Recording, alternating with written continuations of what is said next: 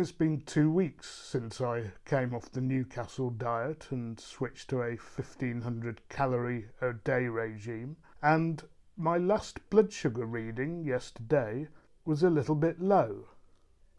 So let's find out what's going on with the week 18 blood sugar test and weigh-in.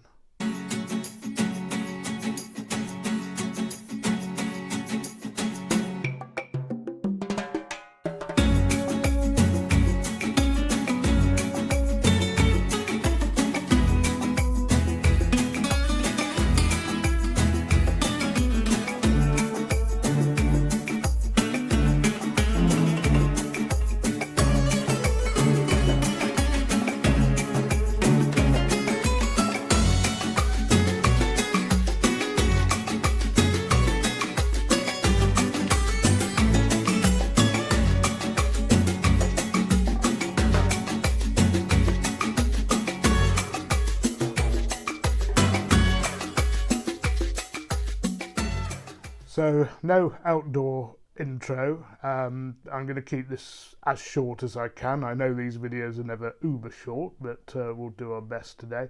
And I must point out something. Yesterday I was so embroiled with trying to sort out getting to Portugal because I want to see Manchester City play in the Champions League final. I didn't actually eat anything. I spent all day looking at flights, hotels, looking at the regulations, so it might distort the figures a little bit. So let's see what happens. So we'll start off with the weigh-in as usual, and I'm going to use the carpet. Now, there was some discussion about what the best way of doing it was, but as you saw in the short last week, two different bits of a hard surface produce different results, and I've been weighing myself on the carpet for most of this diet, so we'll do it there.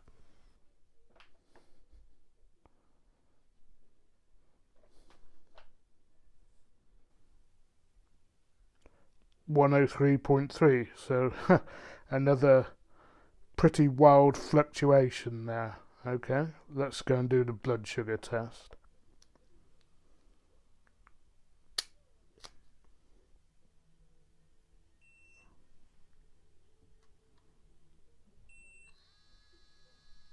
Okay, so that's reasonably normal. So there we are. Who knows whether that's been distorted or not by the day without food. Let's look at the scores on the doors. So the weight, that's quite a chunky drop, 103.3 kilograms down from 104.9. I didn't understand why I'd gained last week. I don't understand why I've lost so much this week, although the day without eating obviously made some difference, but surely not 1.6 kilos worth of difference. If you know the answer, please leave a comment, because I certainly don't. And don't forget, the original weight we're coming from is 130. I did originally weigh myself upstairs on the bathroom floor when I started, but nearly all of the weigh-ins subsequently were on the carpet, so I'm sticking to the carpet. Okay, might be out at the beginning, might be out at the end, but you get the gist of how much I've lost roughly since when I started. So that's a very substantial loss of 26.7 kilos. BMI, of course, that will have gone down as well, 36.2 to 35.7, and a nice little target coming up, which will be to get it below 35. I'm not sure what that translates to in kilos, but I'm guessing that's probably about 102, just below 102, and that'll have meant that I've gone from 45 down to below 35, which means, in the words of a famous song, I'm halfway there. But the problem is, that's a big half. Blood sugar, that is now 5.1, having been 5.4 last week. Both acceptable readings, and maybe that one I took yesterday was a bit of a rogue reading. It certainly had never been as low as that before. A couple of times it had been 4.5, but I understand that you're only in hypo territory once it gets below 3.8.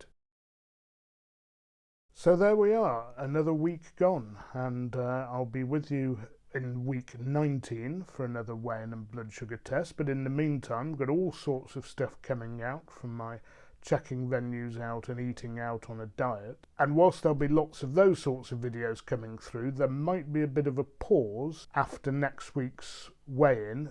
In fact, I'll be travelling abroad after that. So it depends whether I can get weighed anywhere or get a cheap pair of scales. You can keep in touch with my food diaries on Instagram, so you know what I'm eating, and if I'm away for a month, 6 weeks, 2 months, and I put on a few kilos, then we will take corrective steps to get them off again. But I'm hoping that doesn't happen because I move about more.